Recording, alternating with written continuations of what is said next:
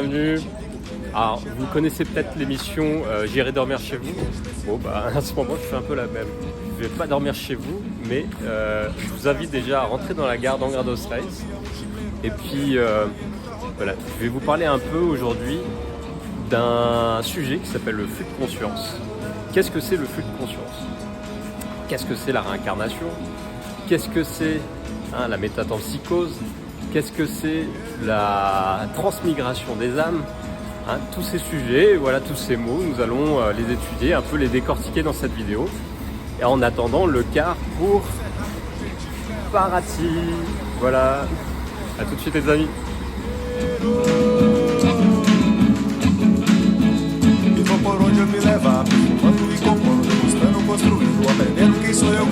Pour ceux qui ne me connaissent pas, je suis Nicolas André. Alors j'œuvre ici dans une organisation bouddhiste traditionnelle. Et là je m'éloigne un peu des cars parce qu'il y avait un peu trop de son. Alors j'ai passé une partie de la nuit dans le car, là ce petit matin au réveil. Et voilà, pour ceux qui nous suivent depuis un moment, vous avez pu voir que nous avons lancé une construction d'une maison dans le village des Patachos à Paraty, l'Aldeia. Et donc je repars sur voilà, la continuité du chantier et être là pour superviser, pour aider aussi sur le chantier, faire du ciment actuellement, faire la base de la maison. Et donc voilà, ce sujet du flux de conscience, là je suis en plein dedans, je suis dans un flux nomade, je suis en train de voyager, vous voyez, j'ai des affaires avec moi comme ça, j'ai mon sac à dos. Là c'est tout mon matériel d'arts martiaux, le bokken, le duo pour m'entraîner, parce que c'est un moment que j'avais pas repris les arts martiaux. Et je fais une expérience actuellement dans la voie des ancêtres, d'être avec les Indiens Patachos qui sont à Paraty, et où Pascal est actuellement à Bahia, dans l'état de Bahia, au Brésil, pour fédérer et créer un lien entre toutes ces aldeias. Et donc actuellement je vis depuis 2 mois ici à Paraty. Et là je suis sur la route à Angra dos Reis. Alors pour les fidèles à la chaîne, vous connaissez un sujet qu'on aborde régulièrement qui est la voie des ancêtres et la voie des dieux. Alors qu'est-ce que la voie des ancêtres et la voie des dieux? Qu'est-ce que c'est le corps, l'âme, l'esprit, cette sainte trinité que nous voyons dans toutes les traditions? Et qu'est-ce que c'est ce terme, le flux de conscience? Nous allons aborder tout ceci ici, près des barreaux de la prison, pour voir comment sortir de cette cellule, cette cellule qui nous empêche d'être heureux. A tout de suite. Quel est mon rôle au sein de cette organisation? Déjà, j'ai reçu un nom d'initiation qui s'appelle Lama Pulbo. Pulbo, qu'est-ce que ça veut dire? C'est le poignard rituel qu'on prend pour trancher les liens dans les 3 aspects qu'on voit dans les premiers cours de gnose, qui s'appellent les aspects trinitaires, mais d'une façon plus régressive. Alors au centre d'un tanka qui est traditionnel, qu'on étudie au temple, dans ce tanka nous voyons un grand personnage qui s'appelle Mara, Mahamara, c'est le grand Mara, qui maintient la roue du samsara. Et ce tanka, c'est un dessin, le terme tanka. Qu'est-ce que ça représente? Ça représente la roue des existences, avec tous ces niveaux d'existence, que ce soit la réalité palpable, physique, que ce soit la réalité symbolique. Et c'est dans un chemin traditionnel, autant dans la voie des ancêtres que dans la voie des dieux, que nous apprenons à voir, dans une transmission, les symboles, à quoi ils correspondent et comment les interpréter. Alors c'est ce que nous allons voir déjà au travers cet enseignement de nos ancêtres, des enseignements gnostiques. Qu'est-ce que c'est la gnose? Ça vient du terme gnosis, qui veut dire la sagesse, la connaissance, pour arriver à la sagesse. Et comme je le disais, se libérer de la prison. Parce que la prison, en fait, qu'est-ce que c'est? C'est ce qu'on voit au centre de cette roue des existences, qu'on appelle la roue du samsara. Nous voyons ces 3 aspects au centre, que j'appelais régressifs, qui représentent 3 aspects instinctifs primaires qu'on a tous au fond de nous-mêmes. Donc ces aspects primaires sont quoi? C'est des aspects qui sont liés à notre cerveau reptilien et qui vont nous faire réagir d'une certaine façon face à la réalité. Alors, en premier lieu, soit on va réagir comme le serpent qui est dessiné dans le sens de cette roue, on va rejeter la réalité, on va rejeter l'expérience. C'est souvent ce qui est vécu dans un aspect quand on vit un côté guerrier, un côté qui peut être très réactif face à comme une forme de dégoût, on va vomir la chose. Ce deuxième aspect est le coq. Le coq exprime le désir de l'existence. Et quand je vous parlais de flux de conscience, c'est le désir que le coq exprime au travers tout le poulailler. Il peut l'exprimer à fond, c'est vraiment de vivre sur Terre. Donc le premier, le serpent, qui est dans le rejet, ça serait le flux de conscience qui rejette cette vérité de vivre cette existence sur Terre. Le coq, lui, est dans l'extrême, ce serait comme l'extrême matérialisme. Il ne veut pas forcément aller se libérer, il est à fond posé le regard sur la matière, dans ce désir. Et puis le troisième aspect, ça va être le porc. Alors le porc, lui, il est totalement dans l'ignorance, il est totalement à se rouler dans la boue, il mange même ses propres, ses confrères, c'est le pire, c'est le cannibalisme. Le porc, il mange tout. Et donc ces trois aspects, trinitaires, d'un aspect régressif, on les a tous en nous. On les exprime à différents dosages, ça dépend de notre caractère, de nos états d'âme. Et aussi, souvent, on les exprime l'un après l'autre, ou voire les trois en même temps.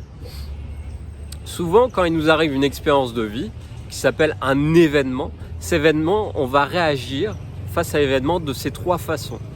Soit une en majorité, soit les trois en même temps.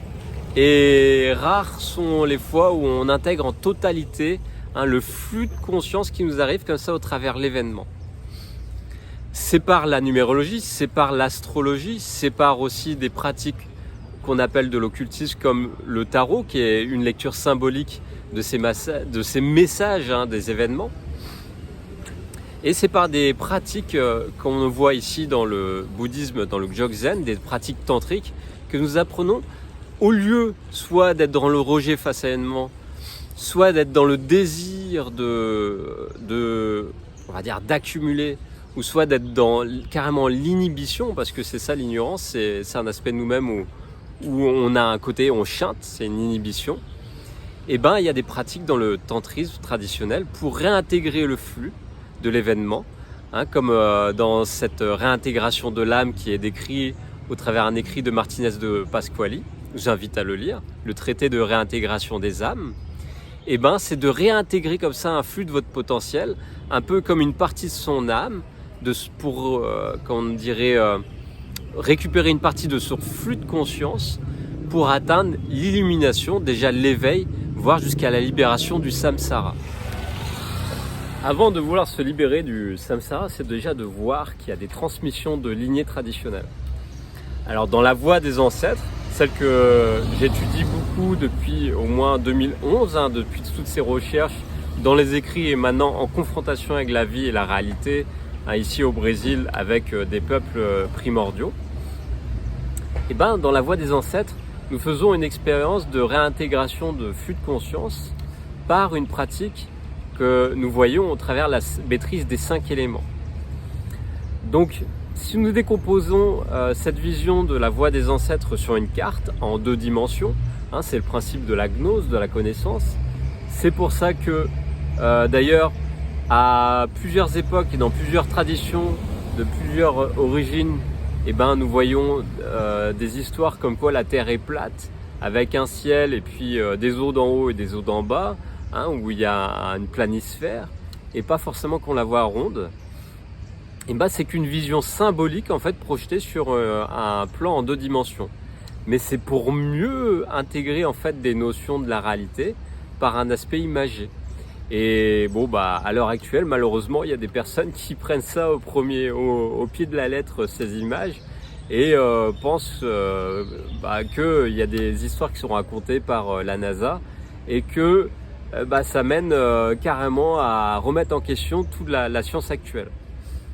Donc il y a des sciences de l'âme qu'on appelle la gnose, qui expriment par le symbole le fonctionnement des forces de la nature qui nous entourent et comment réintégrer ces forces pour aller se transformer. Donc Si je prends ce plan traditionnel qu'on voit dans la gnose primordiale des peuples premiers, tels que les Indiens ici, qui sont plus liés à l'Amazonie, et aussi les Amérindiens d'Amérique du Nord, eh ben, nous voyons qu'il y a plusieurs temps. Il y a les aborigènes aussi en Australie, ils parlaient du temps du rêve. Il y a le temps, il y a plusieurs aussi aspects dimensionnels. Et ce temps du rêve, eh ben, c'est un temps où nous ne sommes pas forcément en phase avec notre réalité au plus haut degré spirituel. Nous sommes, comme les Indiens en Inde disent, dans le Kali Yuga. Qu'est-ce que c'est le Kali Yuga? C'est une phase de la vie où tout est en lutte. Cet aspect régressif dont je vous parlais, la lutte. Et ce que nous voyons aussi au travers la voie des ancêtres, c'est que c'est déjà une maîtrise d'un aspect dimensionnel qu'on appelle le monde du milieu. Si vous prenez une carte, vous prenez un plan, vous dessinez 3 étages, un monde d'en haut, un monde du milieu et puis un monde d'en bas, avec 3 lignes qui séparent ces 3 strates, eh ben, nous pouvons voir que dans notre réalité, ici, tel qu'on voit avec les plantes, avec la roche, avec l'eau, vous voyez pas, il y a de l'eau là-bas, c'est la mer, ou l'air qui nous entoure, eh ben, ces 4 éléments. Et il y a un 5e qui se trouve qu'on ne capte pas forcément parce que c'est le plus subtil, c'est l'éther. C'est ce qui permet une cohésion dans tous ces éléments physiques. Et cette base de la réalité, qu'on appelle le monde du milieu, autant dans la voie des ancêtres que dans une étude de la voie des dieux, eh ben, comme nous donnons en cours ici en enseignement, c'est apprendre une maîtrise des 5 éléments. Alors, dans un aspect régressif de la voie des ancêtres, c'est-à-dire un aspect qui ne serait plus forcément à sa place, les 5 éléments sont déséquilibrés et il y a un aspect de lutte instinctive qui vient se mettre en place. Donc un des 3 aspects que je vous disais, régressif, instinctif en nous, qui vient dominer, et il n'y a plus cette intégration déjà au travers les forces élémentales. Il y a un déséquilibre dans la vie de tous les jours et ça crée des aspects de maladie ou de problèmes de cohésion sociétale au sein du village. Donc ça, ce qui va régler ces éléments, eh ben, ça va être le pagé. Le pagé, c'est l'homme médecine. Il va aider chaque individu à se centrer dans son individualité et à faire partie de l'unité du groupe avec cette magie élémentale qui va diriger en donnant les conseils à la force qui est plus horizontale, qui est plus temporelle, qui est le cacique. Le cacique, c'est le chef. Alors le pagé, lui, s'occupe de l'aliment au niveau vertical. Il a la sagesse, il est en lien avec les esprits du monde d'en haut, les esprits des animaux totems du monde d'en bas et la maîtrise des 5 éléments au travers cet échange naturel qu'il a avec les encantados. Qu'est-ce que c'est les encantados? C'est les enchantés. Ce sont tous ces aspects de force élémentale qui sont représentés par des petits peuples invisibles. Et ça, tout ce bestiaire des contes et légendes qu'on a dans notre culture, eh ben, on le retrouve ici dans les peuples premiers. Je ne vais pas rentrer plus en profondeur dans le monde du milieu, mais ça sera un autre sujet sur ces 3 mondes, ces 3 strates qu'on étudie dans la voie des ancêtres. Si vous le souhaitez, je ferai une vidéo sur le sujet. Voilà, là je vais vous exprimer un autre point de vue de ces 5 éléments, mais dans la gnose bouddhiste.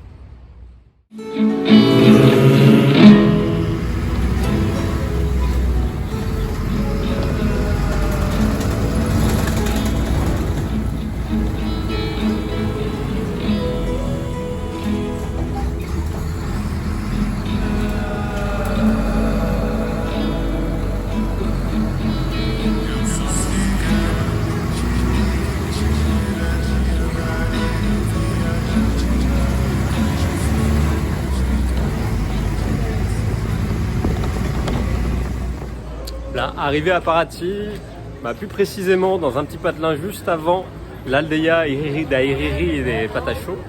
Je suis ici actuellement à Perique. À Perique, voilà, c'est une petite bourgade juste avant, tranquille, entre Angra dos Reis et puis Paraty. Et donc, pour revenir sur ces 5 éléments, dans le bouddhisme, dans les cours de gnose, on enseigne comment sortir de sa nature égotique qui nous empêche en fait de vivre une réactualisation de notre âme, parce que l'ego c'est un peu le frein à la lumière de la présence de Dieu qui nous traverse. C'est celui qui va prendre cette lumière et puis, comme on dit dans les 7 péchés capitaux, va renforcer des aspects négatifs, sombres de nous-mêmes, qu'on appelle des parts d'ombre. Et dans ces 5 éléments qu'on peut maîtriser dans cet apprentissage de la gnose bouddhiste, c'est de trouver sa nature Bouddha au travers de ces 5 éléments. Donc une fois qu'on maîtrise ces 5 éléments dans cet apprentissage de toutes les traditions, il y a une maîtrise, on va dire, dans un certain sens, de ces péchés, pour se mettre dans un cercle vertueux. Et ben ce cercle vertueux va nous faire monter en présence de lumière, la lumière de Dieu, et va nous permettre de purifier des mémoires qu'on a dans l'âme. On appelle ça les scories dans l'âme, qui vont nous permettre de se libérer des mémoires. Voilà, des mémoires qu'on dit du champ de nos ancêtres, de notre lignée, et aussi des mémoires de notre âme, de notre flux de conscience. Et donc la maîtrise de ces éléments permet de se retirer de ces parts d'ombre pour se mettre plus dans un flux lumineux. Et souvent, plus une fois qu'on a accumulé un certain potentiel, de le redonner d'une façon altruiste, soit par des soins, par des enseignements ou des œuvres de charité. Pour revenir sur cette question de flux de conscience, qu'est-ce que c'est le flux de conscience? C'est ce que nous pouvons observer lorsque nous sommes en immobilité, silencieux et à l'écoute. Ce flux de conscience, on peut le sentir. Plus, je dirais, on peut même le percevoir. Et encore, ça serait des aspects très basiques de voir ce que c'est le flux de conscience. Dans ces 5 éléments de la gnose bouddhiste, on parle dans l'élémentaire, qui est basé sur les sentiments, les sensations, le plus basique des éléments, et qu'il y a une forme d'équanimité. Et quand les événements nous traversent et qu'on les absorbe et qu'on reste stable, on peut dire qu'on commence à maîtriser l'élémentaire, équanime. Cet élément en haut, qui est au-dessus de l'élémentaire, il représente tout ce qui est lié aux formes. Alors les formes, ça peut être flou, c'est comme on est dans l'eau, ça peut être flou. On voit pas très bien, on peut se tromper. Donc les formes peuvent nous tromper. Une fois qu'on maîtrise l'élément haut, on arrive à plus de clarté. On voit au-delà des formes. Et puis en voyant au-delà des formes, on arrive là après dans l'élément feu, c'est le triangle au-dessus du rond. C'est le stupa, la forme physique en pierre qu'on voit partout au Tibet. Et ce triangle représente l'élément feu. L'élément igné représente plus le côté du plan mental. On peut percevoir les choses avec sa tête. Et puis c'est plus basé par le cœur. On peut réagir en percevant, mais aussi on peut voir la réalité avec le cœur, avec la compassion. Et là, ça serait plus l'élément équilibré du feu, c'est la compassion. On ouvre son cœur, on partage la chaleur, compatir. Et puis après, au-dessus, on a la coupole, cette coupole qui représente l'élément air. L'élément air, c'est, on respire, il manque pas d'air, c'est celui qui prend beaucoup d'espace. C'est une expression, c'est les gens qui sont étouffants, ils maîtrisent pas leur élément espace. Donc ceux qui maîtrisent cet élément, je veux dire plus de l'air, parce que c'est différent, l'élément espace, ils vont arriver dans la confiance. On respire la confiance. L'élément air, donne confiance. Et puis on arrive sur l'élément espace, qui sont les radiances, ce petit éclair, la goutte qu'on voit dans le bol. Et cet élément des radiances nous permet d'être plus dans une forme de luminosité et en étant en pleine conscience de ce qui se passe autour de nous. On appelle ça la conscience omniprésente. Là, je vous parle d'une nature Bouddha. Dans la nature égotique, c'est plus une conscience coordonnante. C'est-à-dire qu'on analyse, on calcule les choses pour... En fait, on a peur, on n'a pas la foi, on n'a pas la spiritualité et on est dans l'analyse et le calcul. C'est le côté égotique. Alors que le côté spirituel, nature Bouddha, elle nous demande d'être équanime, d'être clair, d'être confiant et d'avoir de la compassion. Et puis cet élément qui est l'espace, et d'être dans une écoute et une conscience omniprésente. C'est-à-dire d'être partout et en même temps nulle part à la fois. Très difficile, la nature Bouddha de l'intégrer. Et c'est le travail, c'est l'œuvre de toute une vie. Donc voilà, c'est quoi les 5 éléments maîtrisés dans cette vision gnostique bouddhiste. Alors, cette vision traditionnelle de la Trinité, qui est le corps, qui est l'âme et qui est l'esprit, qu'est-ce que c'est? Souvent il y a vraiment une distorsion de compréhension de ces trois éléments qui sont la base de toutes les notions de spiritualité. À l'époque de Descartes, d'ailleurs, ça a été inversé. Âme, esprit a été inversé. L'âme n'est pas immortelle. Dans la tradition chrétienne gnostique, on dit que l'âme peut mourir. Elle peut aller se perdre en enfer, dans les feux de l'enfer. Et puis, à partir de Descartes, on dit que l'âme est immortelle et que l'esprit serait plus un délire mental, en fait.